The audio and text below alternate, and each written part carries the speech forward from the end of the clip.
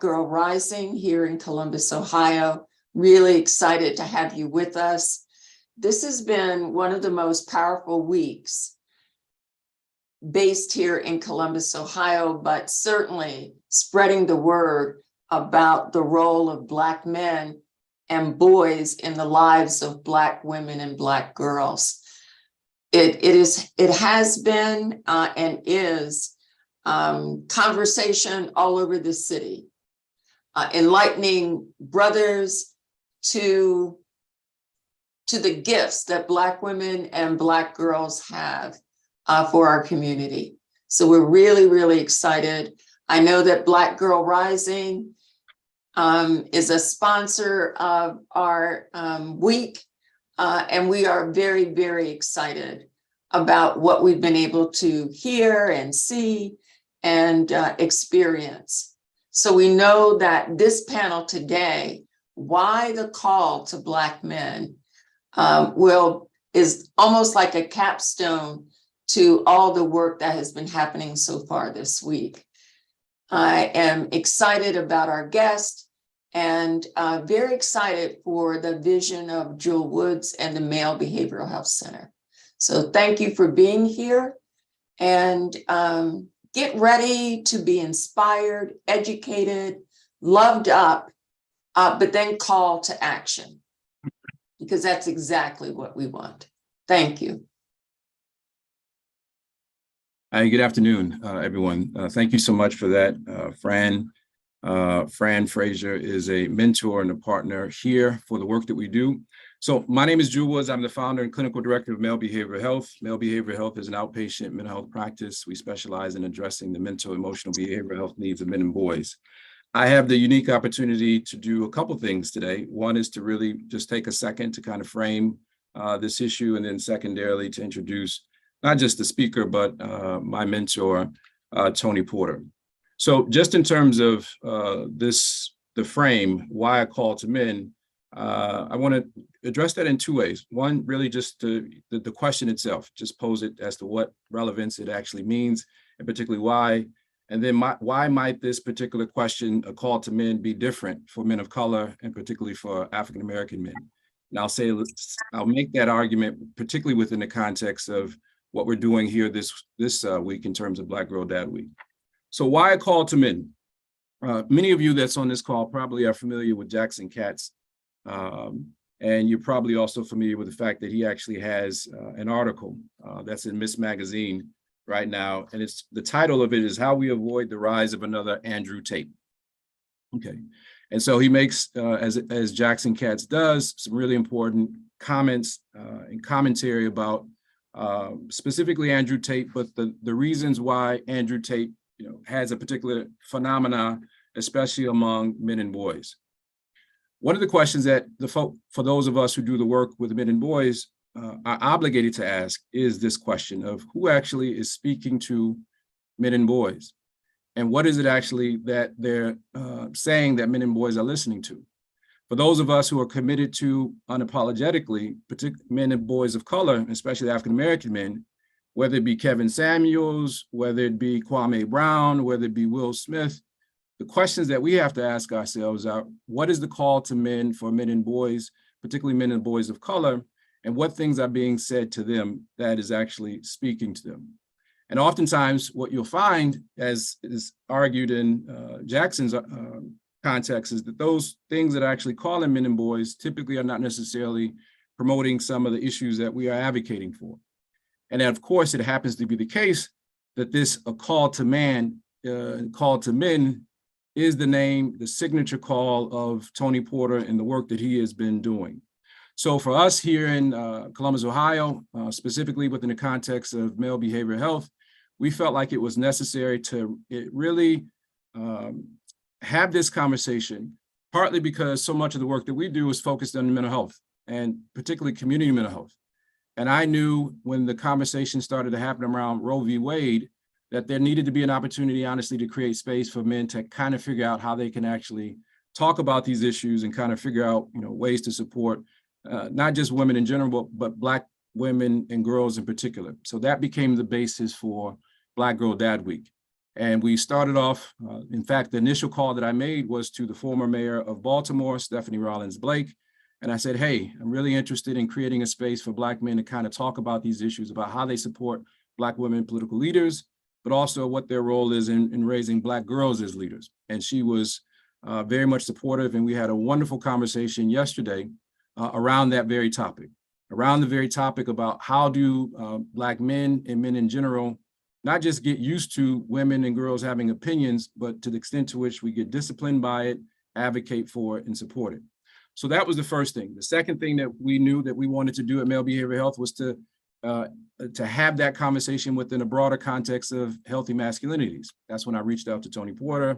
And of course, he said he was willing to actually play his role. Then we said, once we had that, we had these very heavy issues. We wanted to have something fun. And so we created Black Father-Daughter Dance, which is happening this Saturday. For those folks who are not in this area, you can just imagine Soul Train line, grown men jumping on the floor, doing the worm and all that good stuff. Because the point was to really figure out ways to actually not just hold men and boys accountable, particularly African-American men and boys, but to celebrate and highlight the role that Black men and boys play in the lives of women and girls. So once we had those three sort of anchors in place, we really decided that there was an opportunity to really focus on the major sectors that we know impact people's lives, particularly in terms of well-being. So Monday was Take Your Daughter to Work Day, focusing on jobs and careers, the roles that men and boys play in supporting and sponsoring careers for women and girls. Tuesday was Take Your Daughter to School Day, highlighting the unique roles that men and boys play in supporting the unique educational, academic, and intellectual needs of women and girls. Wednesday was politics, as I just mentioned. Thursday today is a focus on community. So Tony is actually not only doing this, he's actually also anchoring a conversation later tonight. We are working him to death since he is here. Friday is focused on healing and reconciliation. And this was an opportunity for men to actually deal with a number of issues that relate to fragmented relationships, to address, at least clinically, what I know I see men dealing with all the time, which is a lot of guilt, shame, and regret as it relates to their experiences with their families and particularly with their children. As I mentioned, Saturday is the Father-Daughter Dance, and Sunday is Black Love and Black Date Night. So I just wanted to give you some context so you can understand where this conversation is happening. And for us, it's a multi-layered conversation, but it really is within this larger theme that Tony Porter has been working on for just a couple of years, which is what is the call to men that actually tries to change some of the trajectories of issues that we're facing as a larger community, but particularly in communities of color. So that's the only context that I want to give. And so at this particular time, I get to actually introduce Tony Porter. So with no further ado, Tony Porter is an author, educator, and activist working to advance gender and racial justice and create a more equitable society. Mr. Porter is internationally recognized for his efforts to prevent violence against women while promoting a healthy, respectful manhood. He is leading a voice on issues of manhood, male socialization, and preventing violence against all women and girls. Tony Porter's 2010 TED Talk has been named by GQ magazine as one of the top 10 TED Talks every man should see. Tony Porter is sought after for his in-depth understanding of collective socialization of men and serves as an advisor to the National Football League, providing policy consultation, working extensively with player engagement and facilitating violence prevention and healthy manhood training. He has also provided training to the National Basketball Association, National Hockey League, Major League Soccer, Major League Baseball. He is an international lecturer for the U.S. State Department, having extensive global experience, including Brazil, India, Africa, and has been the guest presenter to the United Nations Commission on the Status of Women. Tony Porter has worked with the United States Military Academy at West Point and at the United States Naval Academy at Annapolis. Tony Porter is also the author of Breaking Out of the Man Box and the visionary for NFL Dads Dedicated to Daughters.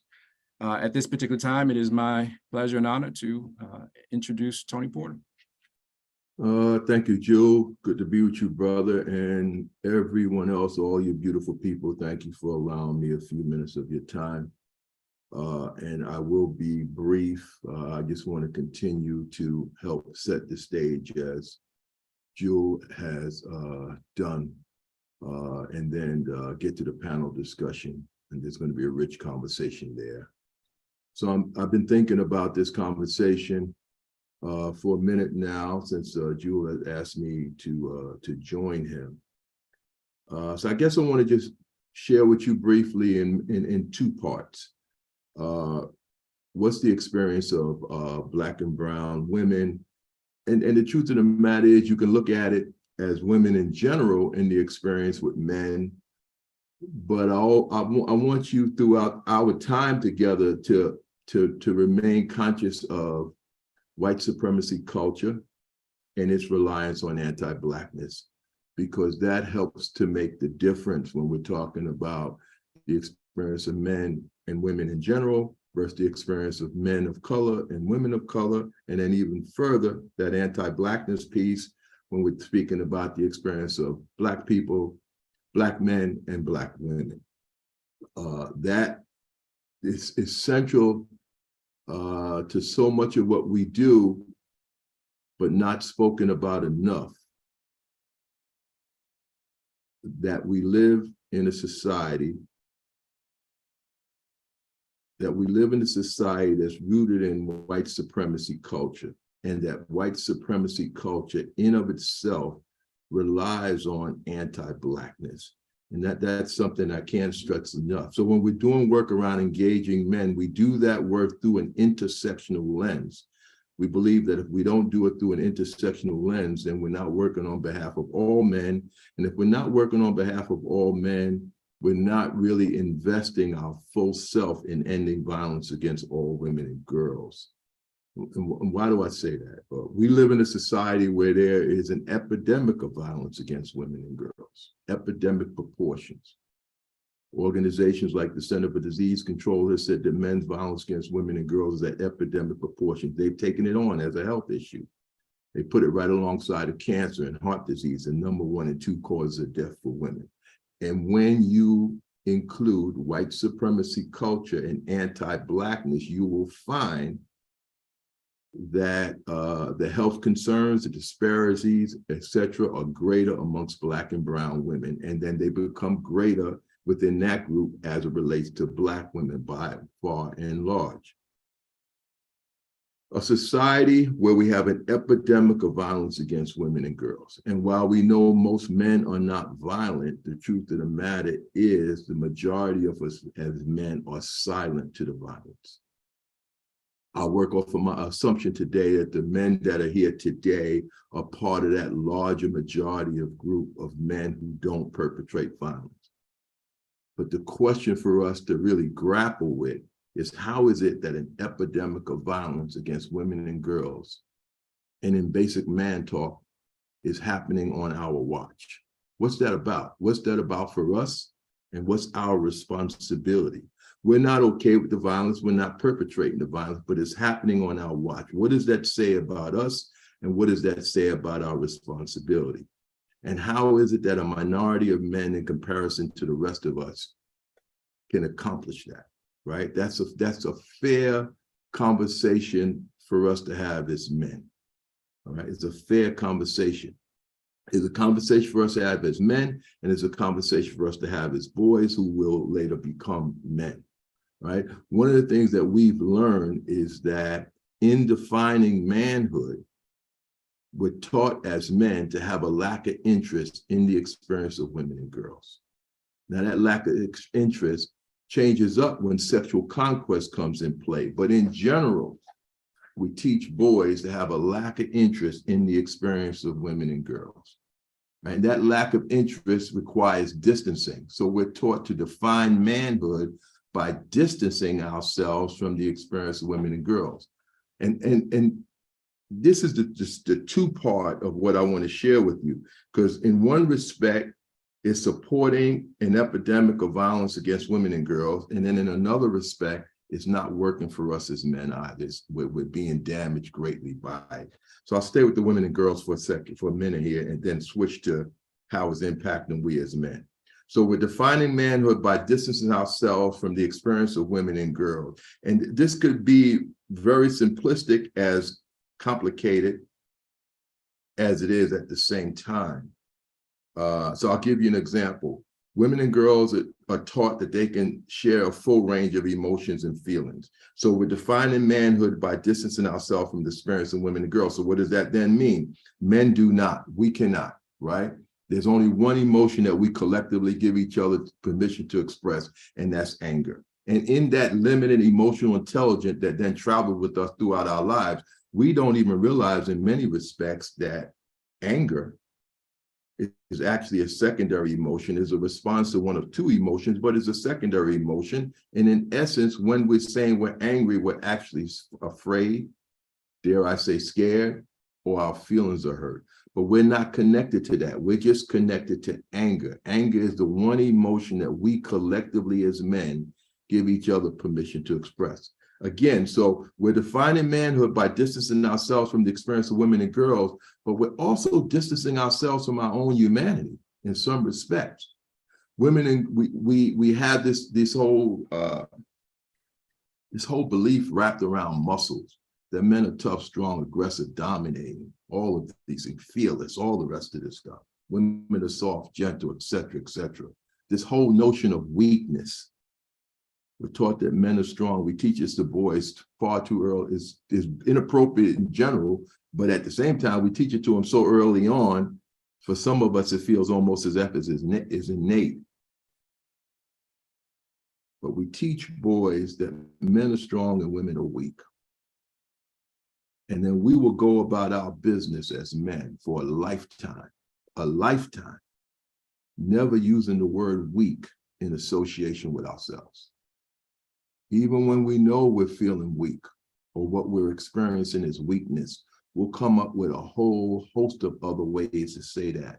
We don't use the word weak in association with ourselves. That is reserved, collectively speaking, for women. But I want to tell you what else it does to us as men. This whole notion of weakness. We're also taught that asking for help is a sign of weakness. So if you think about that as men, we don't ask for help. We don't offer help far too often to each other. We'll offer help to a woman because that's where we're dominating, but we don't offer help to each other. We don't ask for help. We don't offer help, right? And we don't accept help from each other, right? I'm gonna come back to that. But defining manhood by distancing ourselves from the experience of women and girls. Distancing, so for we who are men, collectively speaking, who will never physically harm a woman, but that distancing makes it very difficult for us to have a collective voice about what's happening to them. Back to this minority of men perpetrating violence against women and girls in the presence, and I'm going to go as far as saying that, in the presence of all of us men who would not do such. Distancing.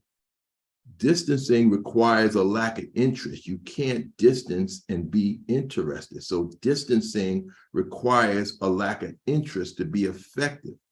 Also, what happens with distancing, in order for it to be effective, is we have to grow up as a society of men who have less value in women.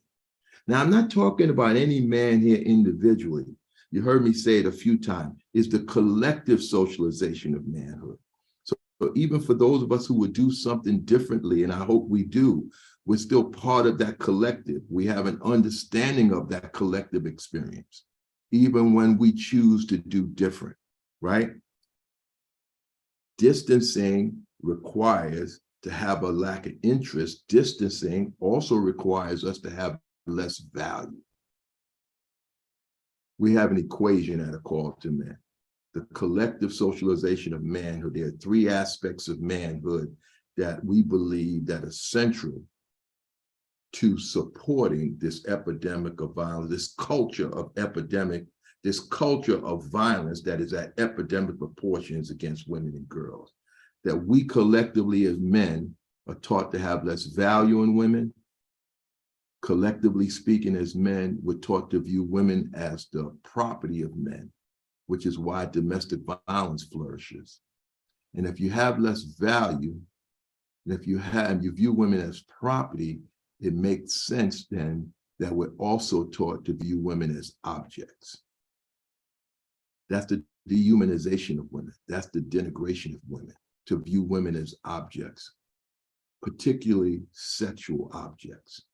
So we have this equation at A Call to Men: less value plus property plus objectification equals violence against women and girls. Now, while we as men, the majority of men, don't perpetrate the violence, what stands true is there's very few of us that can give testimony that we never do less value, that we never do property, and that we never do objectification. A better truth is that we're aware of it and we're really working hard to not do it. And when we do it, we check ourselves to put time and distance between the last time we did it. What a better truth would be that we're challenging other men to redefine manhood, right? To re-socialize ourselves, and that we're raising a community of boys to think differently about women. Less value, property, and objectification. Less value. The quickest way you could tell a boy he's not playing up to par in sports is to tell him he's playing like a girl. Why? Because collectively we're taught to have less value. What does he do when you tell him he's playing like a girl? He bucks up and tries harder. Why? He does not want to be in that place of less value, right? We want a society where a coach says to a boy, you're playing like a girl, and he says, well, what does that mean? That doesn't mean anything. But instead, we're still at a place where what does he do? He bucks up and he tries harder because he knows that's a place he doesn't want to be. Okay, so as a result, you think less value plus property plus objectification, it equals violence against women. The whole in of in itself is a dehumanization of women. It's a minority of men still perpetrate the violence, but the majority of us have been taught the same teaching. We choose just to live our life differently, but that socialization is part of us, and that it's that socialization that silences us, right? That silences us. For example, I would ask every male identified person that's on this Zoom call with us today, when you leave this call, to go talk to 3, 4, 5 of your friends about what we talked about today, your male friends, about what we talked about today. And some of you are thinking right now, who would that be? And for some of us, as we're thinking about who would that be, you feel the anxiety of having that conversation with him, right? Because we've been silenced, right, by this collective socialization. At A Call to Men, we have a name for it. We call it the man box, right?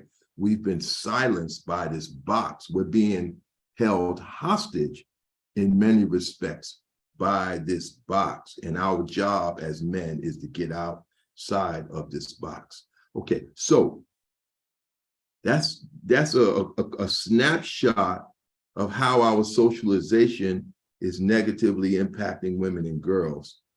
But what is it doing also to us as men? What is it doing also to us? And you heard me start leaning into that.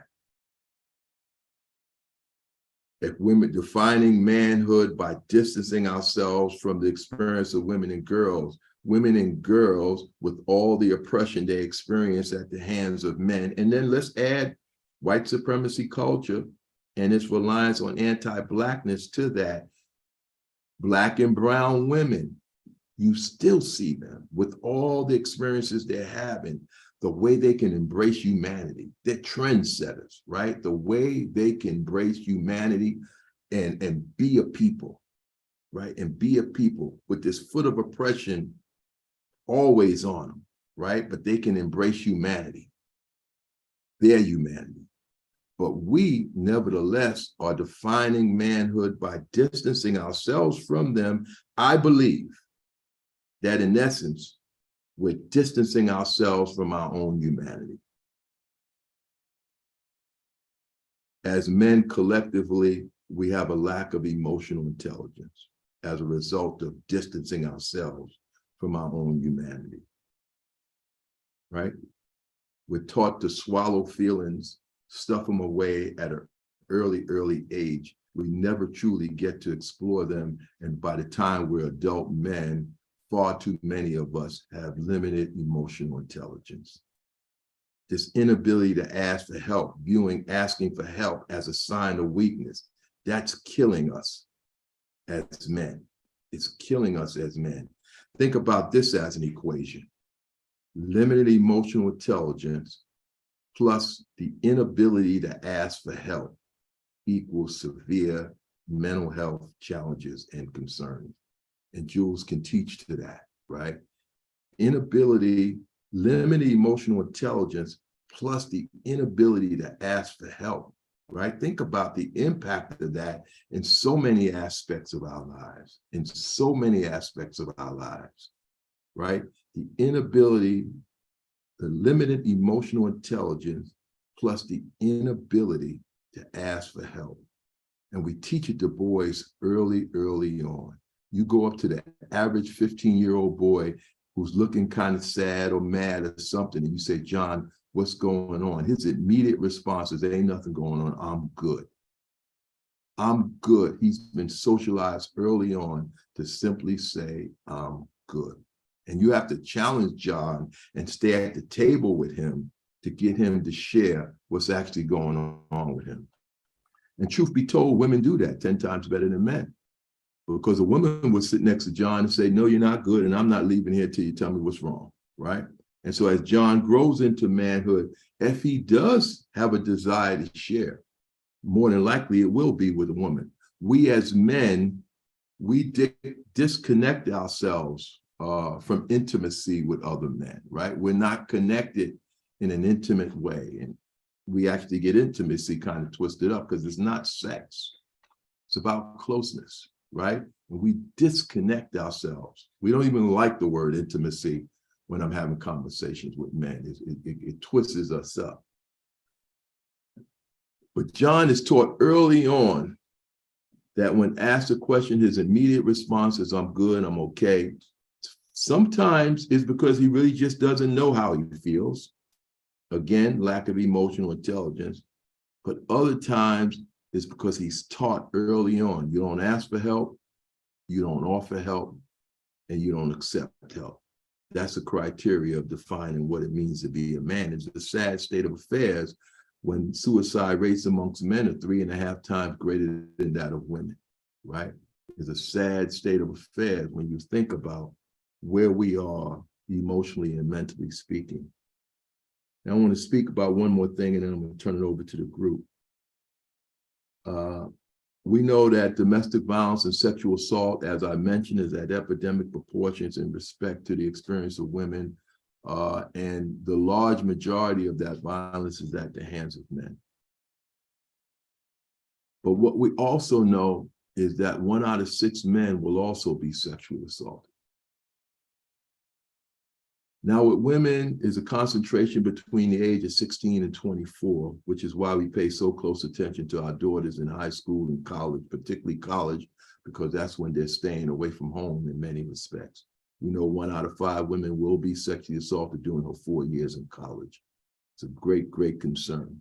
It's a great, great concern. So it's a concentration between 16 and 24, but we also know that many women are sexually assaulted at younger age. Look, the average age of a woman that's trafficked is not a woman, it's a girl, it's 13. We talk about sex trafficking.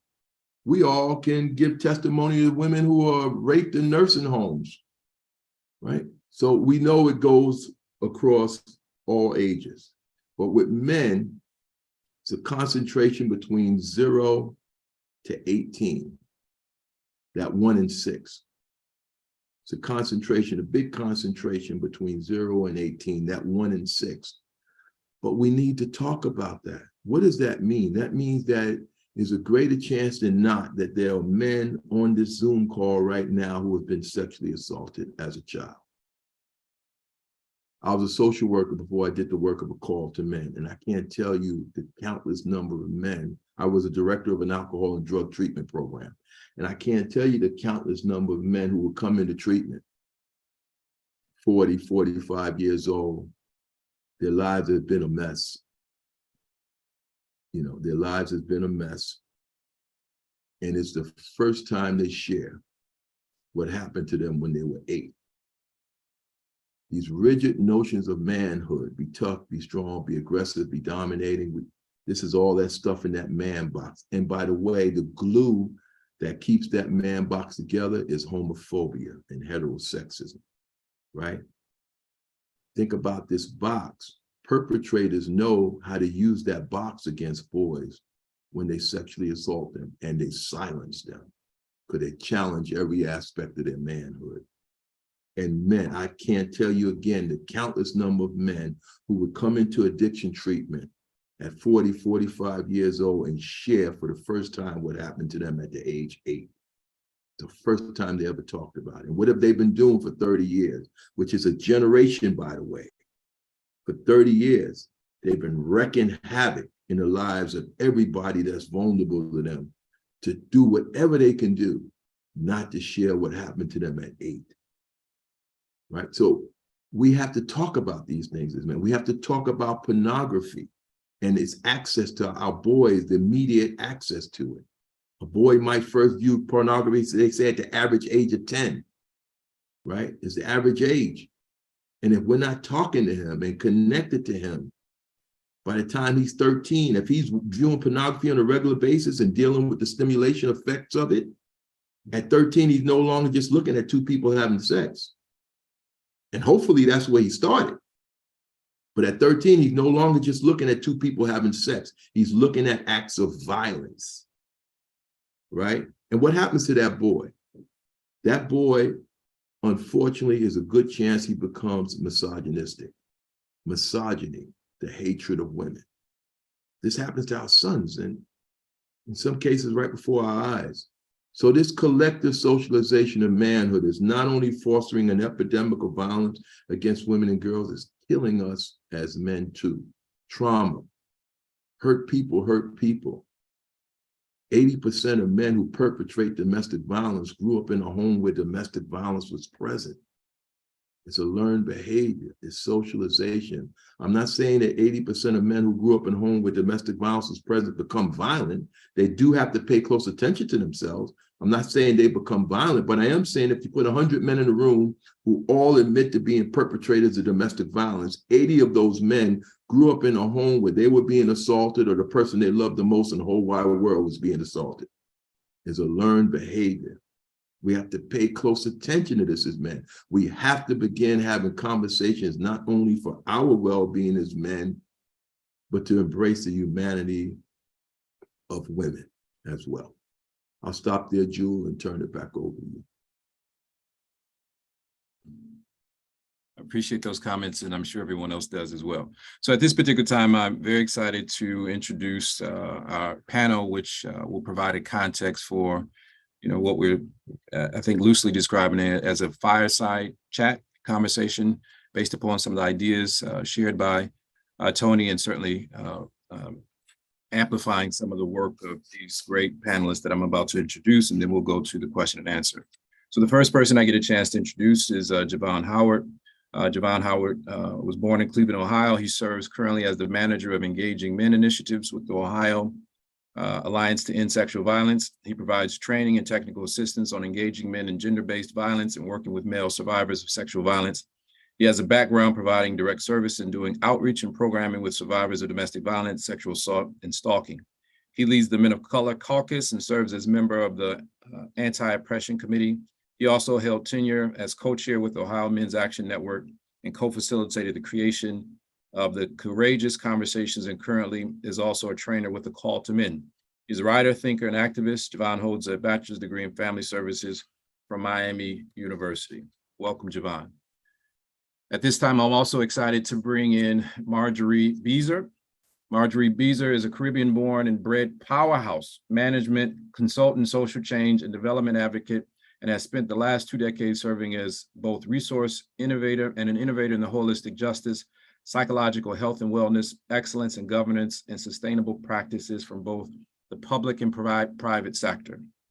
The first ever counselor, Her Majesty's Prisons, Antigua and Barbuda, in the prison's almost 300 years.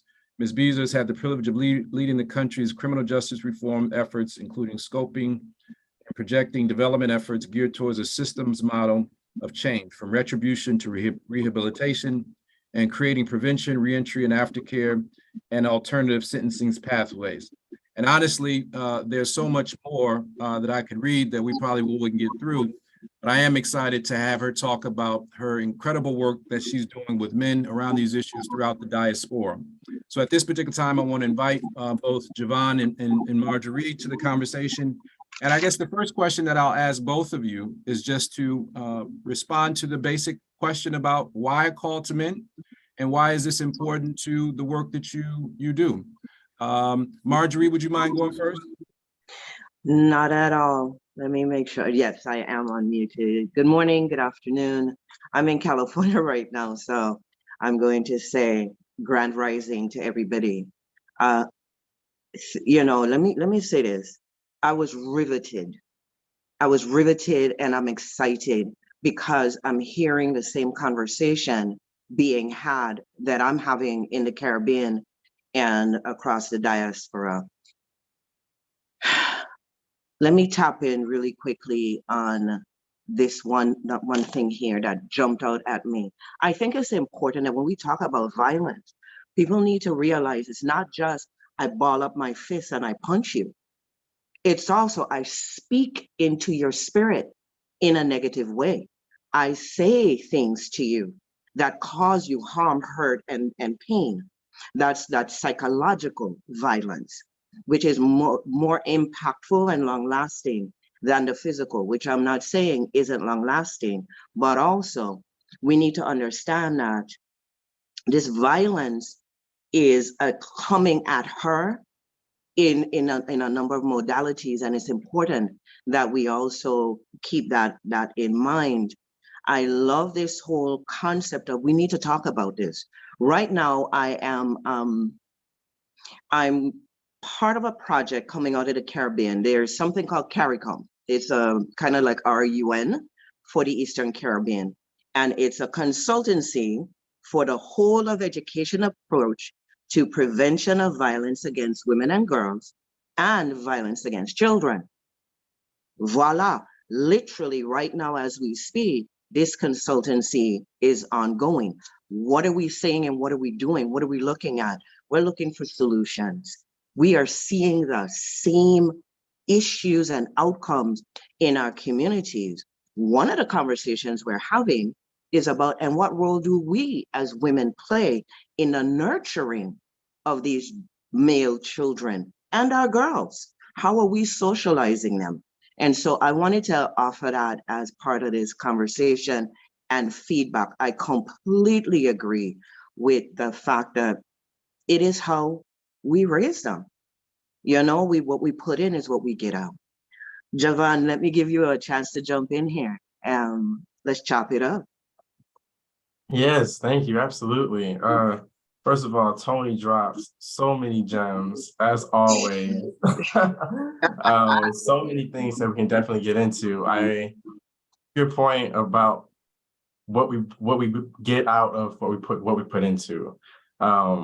So really what I really wanted to talk about, like getting at the main question, like what is the role of men? What is the role of Black men in the lives of Black women? And when we're talking about ending violence and preventing violence. And really it gets at what you were saying at the beginning, like where we start. And we start with family. We start with parenting. We start with those parent-child caregiving relationships. It's about the community that we come from. You know, we all learn how to relate to each other, how to interact, how to be in community with one another based on our first exchanges with our first humans that we learn to trust. We learn trust, we learn attachment, we learn communication, you know, we learn boundaries, we learn how to have what's right from wrong, we learn compassion.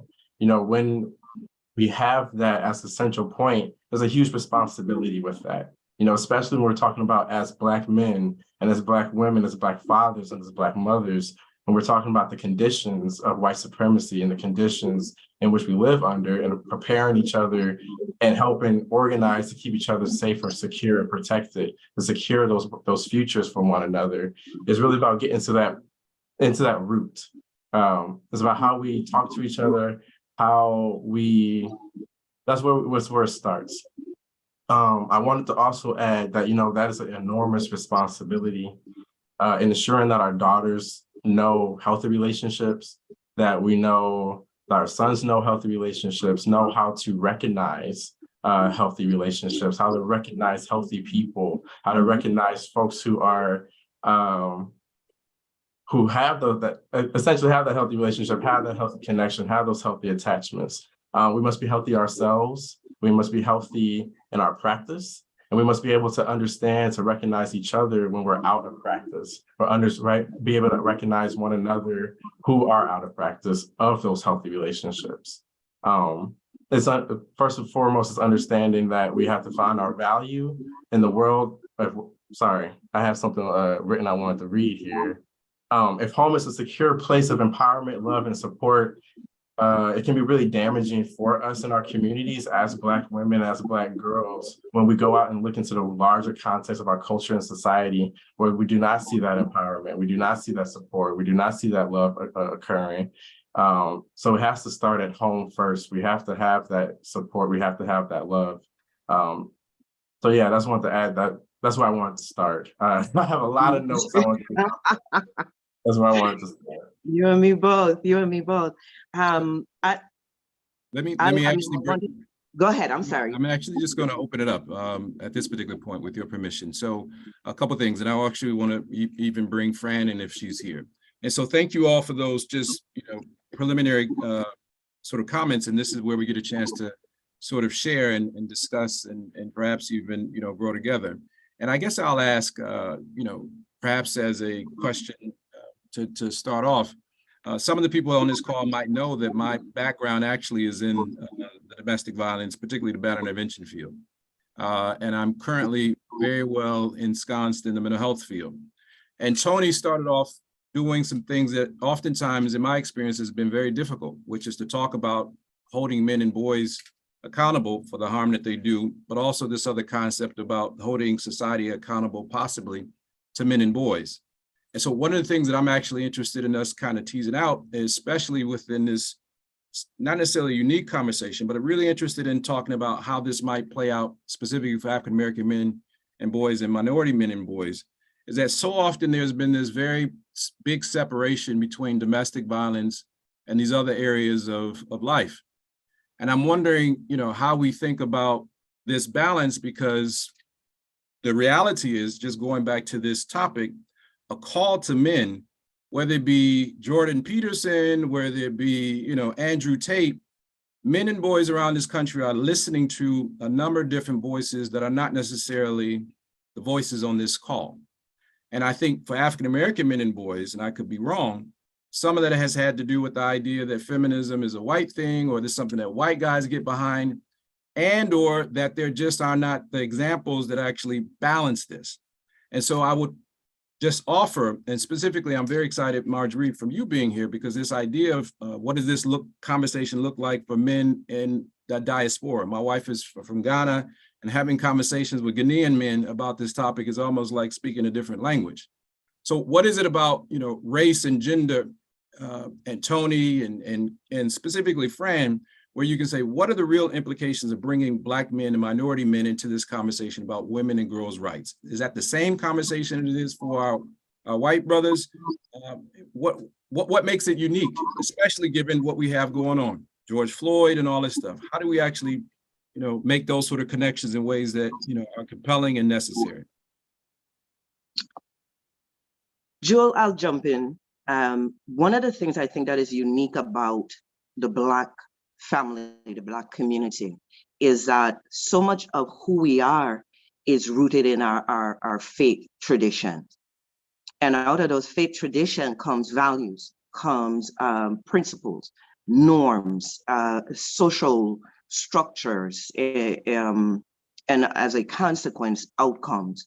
So what you find in places like the Caribbean, where we are very much, rooted in a tradition, in a faith-based tradition, that we find is part of where the solution comes from, is we need to take it to the pulpit, we need to take it to the mosque, we need to take it to wherever that faith community lies and comes from, and begin a conversation there as well.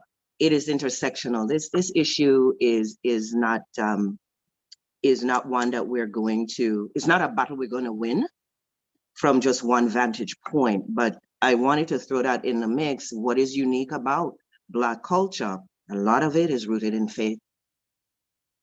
A lot of it rooted in faith.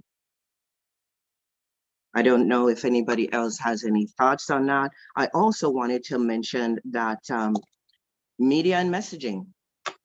What images are we seeing? I do believe that Tony would have mentioned something along those lines earlier. What are our children, what are our boys listening to? What is he seeing? Who is telling it to him? Who is modeling this behavior?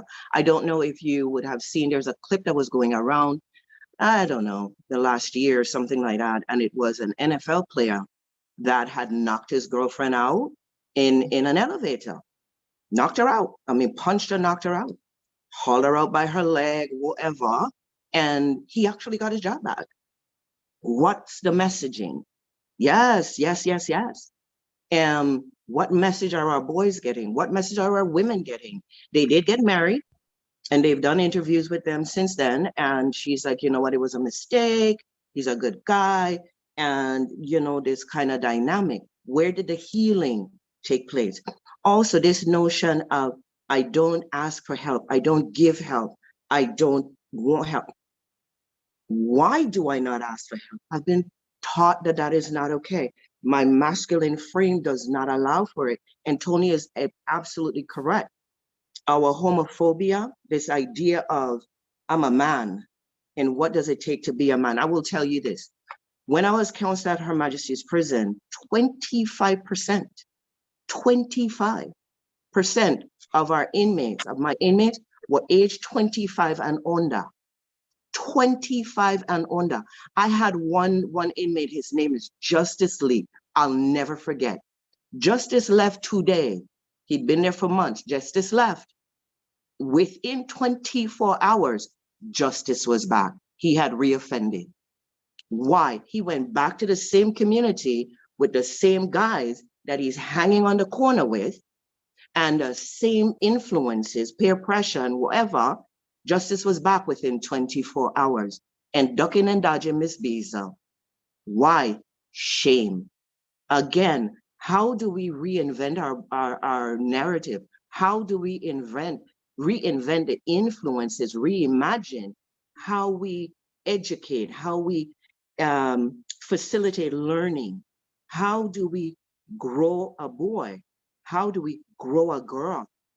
Those are some of the conversations I'm so glad that we are tackling right now. And I look forward to being a part of continuing that dialogue in my space of the world, but also as we collaborate and ensure that we cross-pollinate, because it's not unique, because it's in the Caribbean, it just shows up through unique pathways.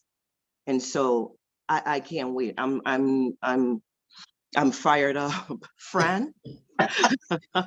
You know, Marjorie, you brought up several things. I started to take notes. The whole idea of religious values and norms. Yeah. We are, I used to say this to women all the time, we are so religious, we know Jesus by his first name. But we often have a difficult time putting what we know should be happening into real practice. Correct. And one of the things that a couple months ago, we held focus groups, Black Girl Rising did, to ask girls, what are some of the critical issues that are affecting your mental and emotional health right now? And there were several things that came up in context of relationship with men and boys, fathers and boys. Colorism, yes, is a big issue in our community. You know, the lighter you are, the finer your hair, the more likely I am to be attracted to you. Body shaming was another issue. And then the whole competition I can, because there are more girls than there are boys, he can have 3 or 4 girlfriends, and somehow I have to be okay with that. Yeah. Uh-huh. So those are issues that come up. And one of the bigger issues that we have seen over time, especially around domestic violence and why women stay, what our girls see their mothers going through with men, is around economics. Yes, there is a strong, yeah. He pays the rent, pays the mortgage, buys the groceries. And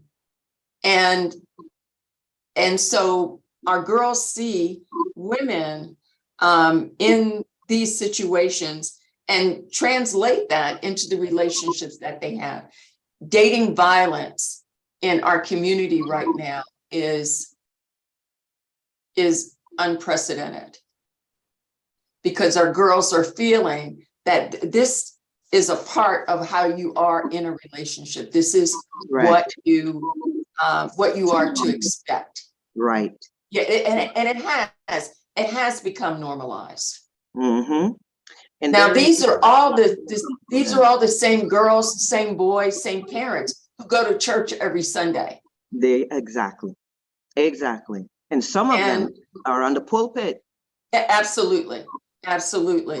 So it's this kind of conversation, I think, is incredibly important, and it has to come in a myriad of ways. So it has to come in a pulpit, but it also has to come with how Black and brown mothers are speaking to their sons about women and girls. And that I think that's critical. Yes, but she also needs to know that those conversations need to happen, because remember, Absolutely. she Absolutely. is who she is because she's been socialized the way she's been socialized. That's so right. It almost becomes this revolving door. And I do see some hands raised, and we'll certainly honor those. Again, what is my capacity? What tools do I have? What skills do I have? Where am I emotionally? Single female head of household is the primary family unit structure, not just in the Caribbean, in the US as well. What tools do I have? My stress, my hurt and harm, my personal traumas that have been unidentified, unresolved, and unresourced. What type of parenting skills do I have? What type of supportive system do I have? All of these things feed into, and how do I parent? What do I bring to the table? How do I show up? I appreciate that. And I'm wondering if Tony or Javon has a specific response to that, particularly as it relates to, African-American men and boys. In other words, this sort of assessment of particularly how it impacts women and girls, and the unique way in which Black women as mothers and as parents can, what their role is.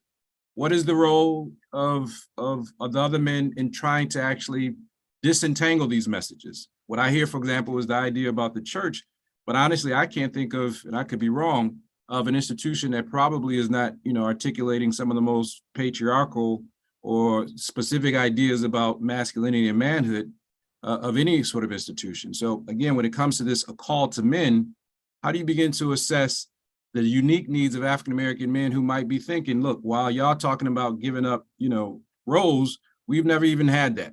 This whole idea that, it's the man that's out there.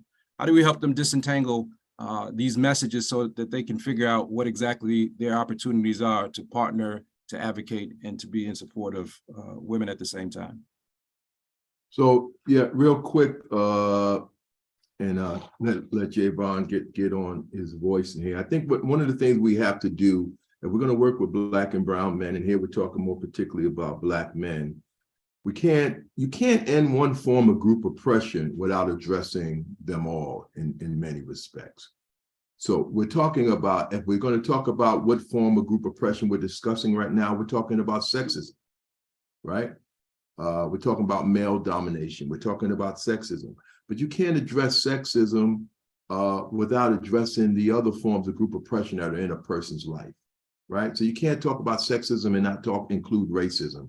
You can't talk about sexism and leaving out classism, right? And the other isms as a result. So what comes to my mind immediately with addressing Black men, you have to be willing to also talk about the impact the race construct has on their lives and their community as well, right? When you think about internalized racial oppression, how does one internalize the impact of racism in their lives? How does one internalize the impact of racism in their lives, internalize racial oppression? Well, some of the characteristics of internalized racial oppression is self-hate, right? The media calls it Black on Black crime. That's a nice way to say we don't have anything to do with this if you're white. That's them doing it to themselves. But self-hate, right? That's a product of a race construct, right? We have to be willing to address that. We have to really address not just anger being the emotion, but anger to rage. What's that about in the experience of Black men? Keeping in mind, as it relates to a race construct, and keeping in mind that anger is fear and pain. But anger to rage is like a pot of water that's simmering. You don't see the bubbles yet, but all you got to do is turn the jet up a little bit. What we're talking about is a group of people who are in tremendous pain, right? But also living up to the tenets of this man box that you don't show it, but it's there, right? You don't show it, you hide it, but it's there. Right? Anti-Blackness is at the root of so much of this here. When we talk about less value and those experiences, how about concentrated poverty? That's an experience that's unique to Black and brown people in the United States of America. You have we have way more financially poor white people, but concentrated poverty. I grew up in the Bronx, right? Right around the corner from a housing project called Claremont Housing Projects. 12 buildings that are in an 8-square block radius, 21 stories high, 10 apartments on the floor, 210 apartments in a building, about an average family size of 4 to 5. That's 1,000 people in a building, 12 buildings. That's 12,000 people living in an 8-square block radius, and the common denominator is that they're financially poor. That's concentrated poverty. And the number one government institution in their life is the criminal justice system, policing, right? So all other government institutions and organizations are limited because the primary one is policing. So we're talking here about lack of trust also. We're talking about a lot of stuff, but we can't just look at the experience of Black and brown men, that's why we're having the conversation, by the way. It's not a generic experience, right? It's a unique experience in many respects as it relates to the United States of America. But racial trauma, right? Racial trauma, the impact of racial trauma in the lives of Black men, the healing that's needed. I know we're going to have that event Friday you talked about on restorative justice or community healing, right? It's the reason why Black women stay by the sides of Black men with all the horror that we commit in their lives. Because everything I just said, they experience also alongside of us. Black Lives Matter started by 2 Black women. They stay right along the side of us in all of this here because they understand the community impact and the need for community healing. They understand the racial trauma. So there's a need for us clearly to work together as Black people, as Black women and Black men and non-binary Black people. There's a need for us to be together, but it's complicated, it's complex, right? There's a lot that has to be unpacked before we can't just have this generic conversation. I'll say this and stop. You know, when I first started doing this work, it was under the gaze of the teaching of white feminism. And I ain't mad at them. They were operating with what they knew at that time. But today we know it's far bigger than that, right? It's far bigger than the experiences or how they laid out the foundation to do this anti-domestic violence and sexual assault prevention work. It's bigger than that, all right? In the early days, the main thing that white feminism wanted was a police response. Well, while they wanted the police to do more, and Black and brown women were concerned the police were going to do too much. There was a clear, challenge there to those norms or ideas of how to do this work. But we have to look at the impact of a race construct in the lives of Black and brown men, in the lives of the Black community, in order to really get any headway in addressing these issues around violence against Black and brown women. Appreciate you. Javon? Yeah, so a lot has been said. I want to add the question into this, like, how do we make a man? How do we build a man?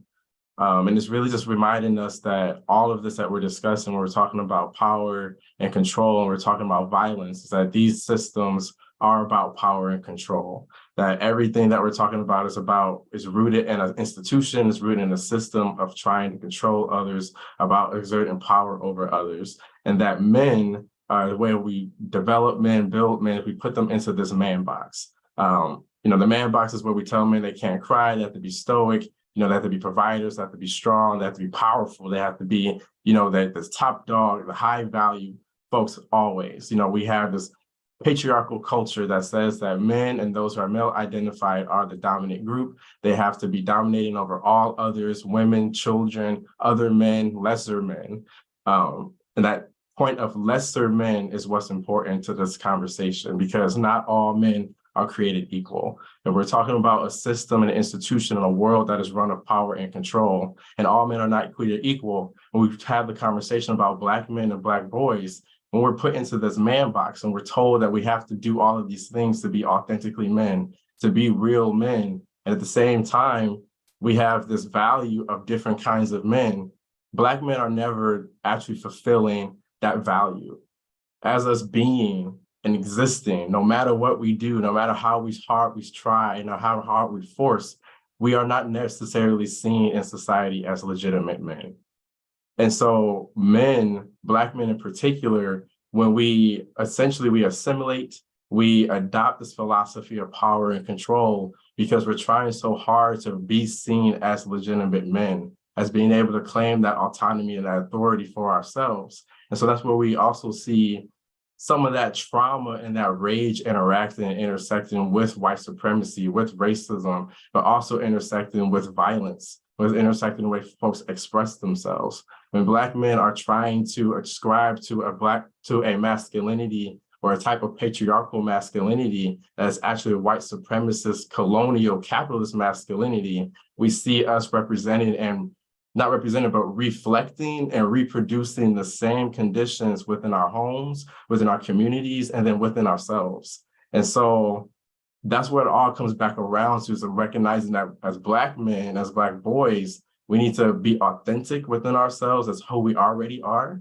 We need to recognize that everything that we already need and everything that we already have is already here within our own communities, that we have already been building these things, and we have already been able to support and empower each other without the institution, because the institution doesn't necessarily support many of our endeavors anyway. We see that with our economic issues. We see that with our education issues. We see that with healthcare.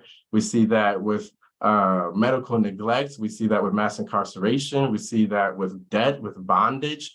We see it over and over again in so many different avenues, that as Black men and boys, if we're talking about preventing violence, is really just recognizing that we're ascribing to a particular culture of violence, that we are literally being taught how to be men and a particular type of man that doesn't actually serve us. And so I think that's where it really has to shift. And so when I do my engagement work, one of the things I always ask men when they're talking about their rage, because rage is really about fear and hurt and pain, right? And if we live in a power and control society and it's really about fear and hurt and pain, and you act out in rage and anger, how does this serve you?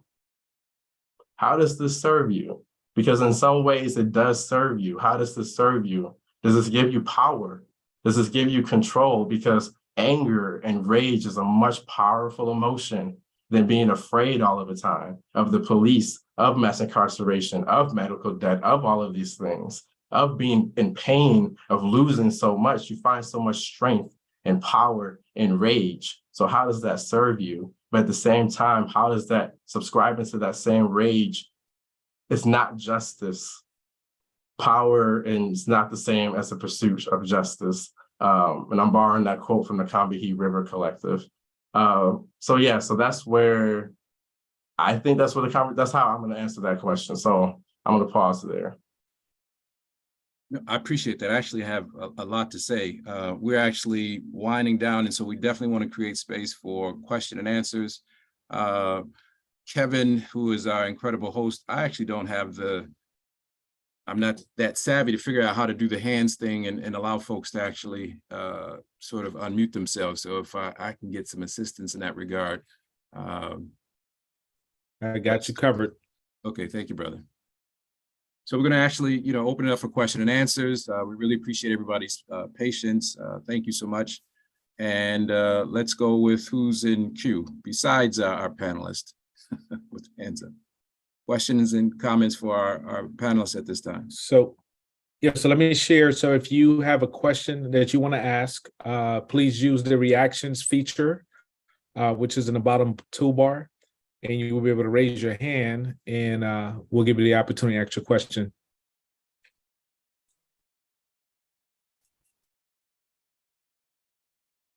I know there was some hands raised up earlier, so my apologies for not getting to that. While people figure out how they want to respond and react, perhaps it was, the power of Javon's comments that, having everybody sort of think for a moment. One of the things that I would actually just sort of push back, though, with your permission, though, is the idea that the sort of argument or the rationale that is sometimes said to particularly minority men and Black men is that they're just operating on, white patriarchal norms, and that ends up being a part of the sort of problems that actually, perpetuate some of the issues that they have. Because many folks would say, particularly African Americans, is no, that's not white patriarchal at all. These were the sort of gender ideas that existed way before colonialism. And in fact, if you're African, right, and perhaps Sister Majorie would say that too much of the problem that you're talking about is based upon some ideas of manhood and masculinity that is more white than anything else. And so for me, and I could just be honest, that ends up being part of the reason why we have to evaluate these people like the Kevin Samuels, because those sort of notions or call to manhood are not at all even based upon this sort of progressive idea that, one is actually making. They're talking about something that's actually way before that. And in fact, suggest that model of manhood and masculinity you're talking about is exactly the part of the problem. So one of the interesting things, again, is how African-American men, and I could just share with you, and probably people know the work that I did, our ideas of freedom, for example, are very much jaded because of this experience, meaning we don't even know what freedom looks like. And so I wrote a book about African-American men traveling over to Brazil and Dominican Republic and having sex with, a whole bunch of other women, folks, because that idea of freedom was that, now that I've achieved a certain status, freedom meant that I can do what I wanted to. So I think, for example, African-American men and sort of men of color who have this sort of history of colonial have, really interesting, difficult ways of getting at that. And for me, part of the reason why this conversation is so important is because I've been noticing, and certainly in the clinical world, how these things manifest themselves, not just in terms of the stuff that Tony talked about, which is absolutely sort of brilliant, but this idea of being a free man for the first time that I'm seeing has really made men so unrooted, even politically. Here in Ohio, for the first time, just as an example, and I'm not being partisan, but for the first time, 41% of Black men voted for the Republican Party. And what we see throughout is this whole, things that just have never happened before. And so this whole sense of freedom and not being a slave to the Democrats, not being a slave to the Black is really what has been part of this whole struggle for quite some time. And so this sense of that, right, because of this culture of being dominated, creates some of these risk factors that I have to deal with in clinical practice. And so just as a kind of, not pushback, but just saying that the call to men that so many African-American men seem to be responding to is not just this idea of progressive masculinities that's somehow a product of white privilege. No, they say, no, that's something that y'all saying. Our stuff that actually worked well was way before that. And so I just wonder how what might be a response to that from anybody? I can pop in first. You're getting me in my zone. Okay. And I'm gonna jump in when you done, because he got me in my zone too. Go ahead. I'll make it brief. I would say, like, what is progress?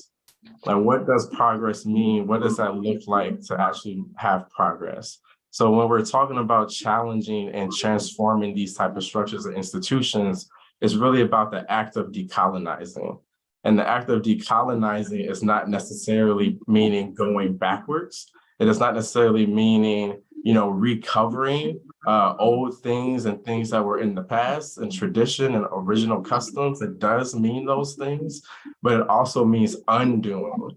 So the act of decolonizing is to undo colonial concepts, is to undo cultures of violence, is to undo a logic of harm and a logic of power, a logic of control. So if we're talking about like transformation, we have to ask, like, what is the future that we're trying to build?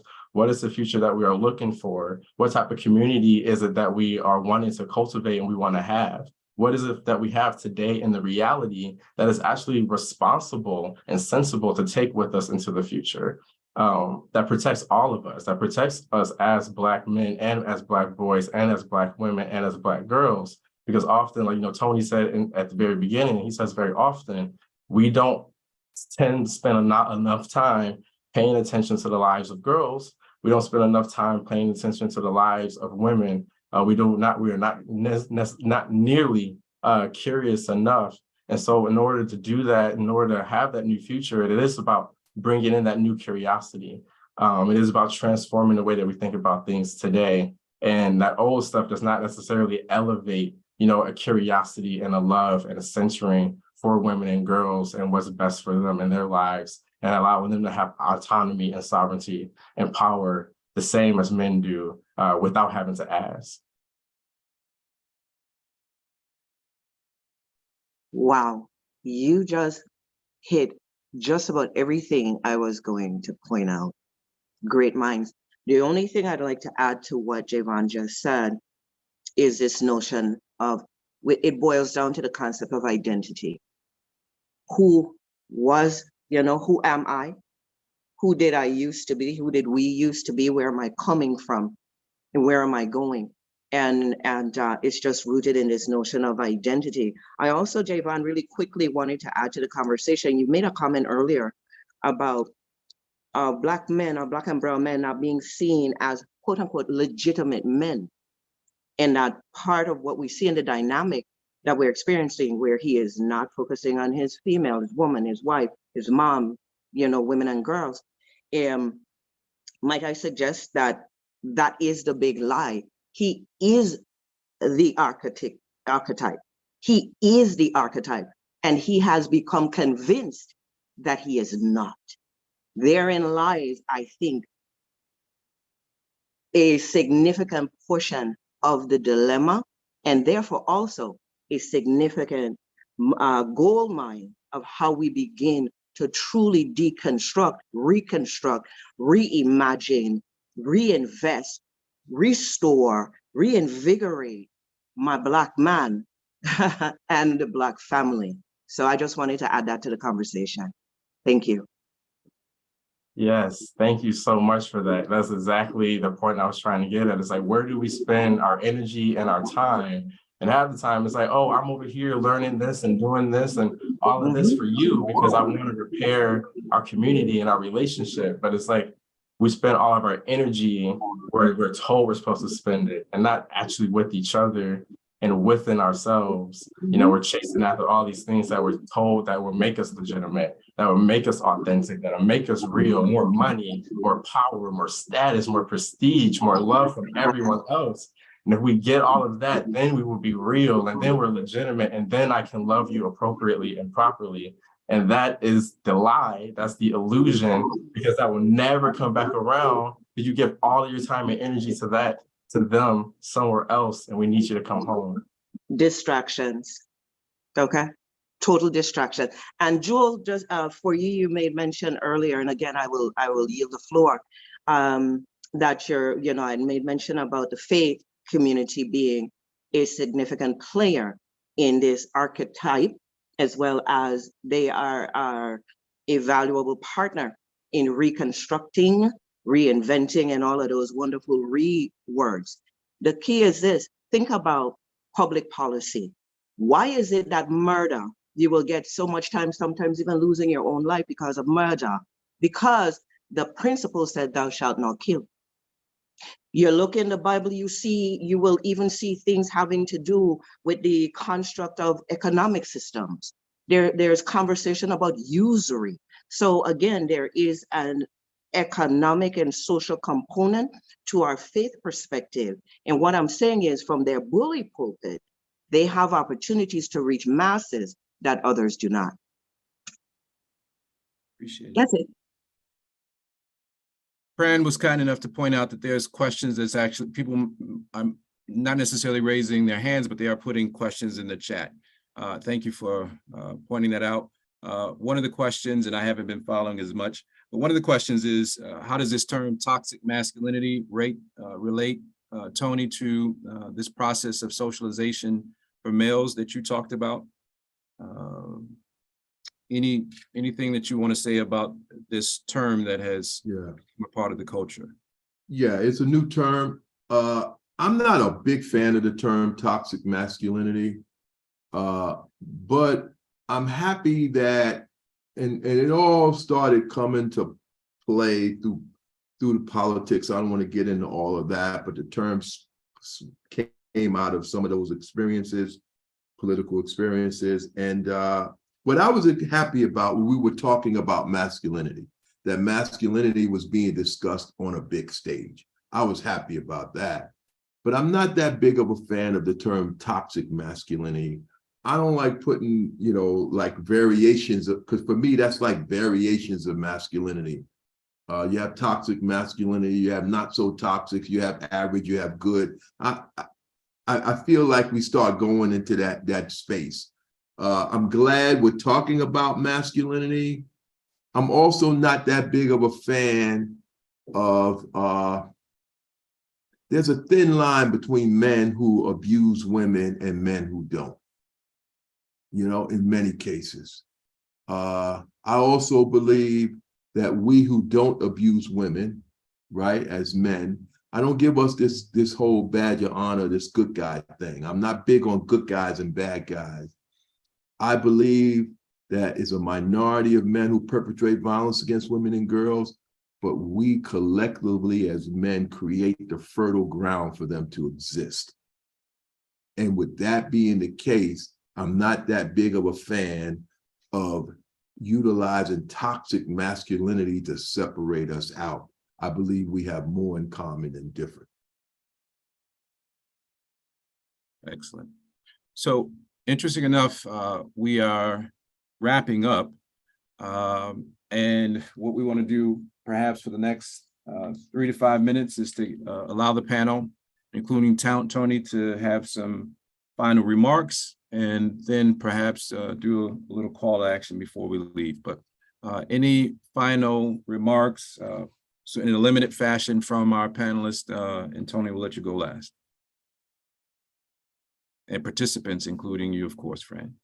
Thank you. I do have to leave. I'm speaking on another Zoom.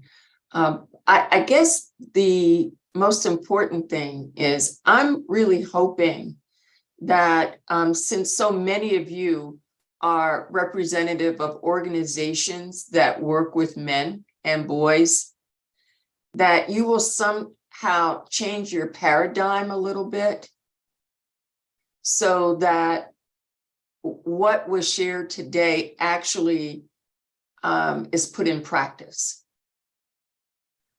Just maybe even changing some language could be helpful. I know that our dads, both Black and brown dads, need new language with their daughters. It's so important.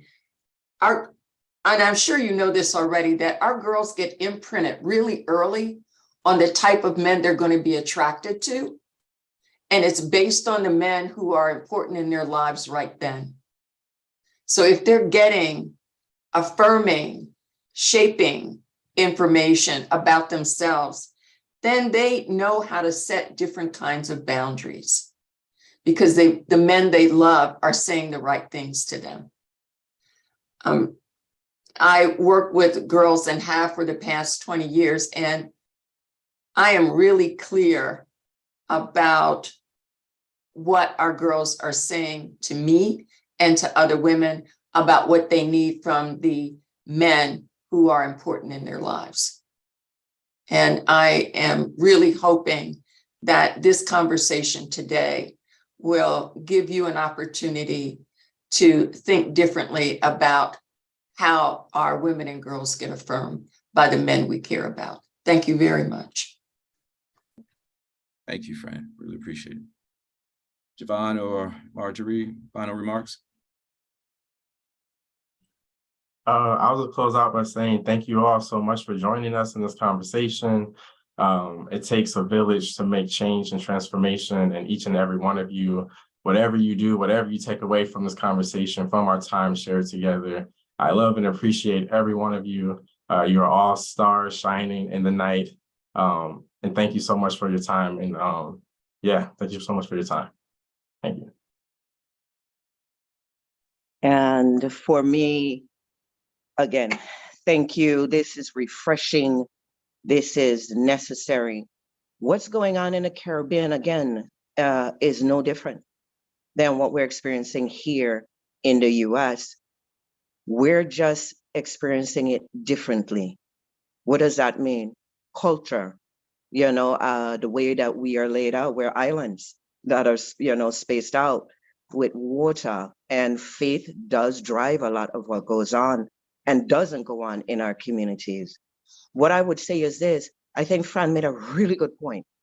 Language matters, words matter. How we frame the conversation, how we speak to and about each other is essential, that we're very thoughtful about how we do that. Because guess what? Words do matter. They say sticks and stones may break my bones, but words will never hurt me. It's a lie from the pits of hell. Yes, they will, and yes, they do. Looking forward to continuing this work with you guys. We say in the Caribbean, there's a saying, not just old people, but the tradition is you let go your bull, and you tie your heifer. Yeah, I hope you understand what that means. Again, that's a cultural frame about how we socialize our boys and our girls and how we value them. Thank you again for this opportunity. Looking forward to more. Thank you, Marjorie. Tony? Yes, it's been great to be with you, beautiful people. Just real quick, I'll just leave you with something that maybe we all can begin to think about with boys in our lives, our workplace, etc.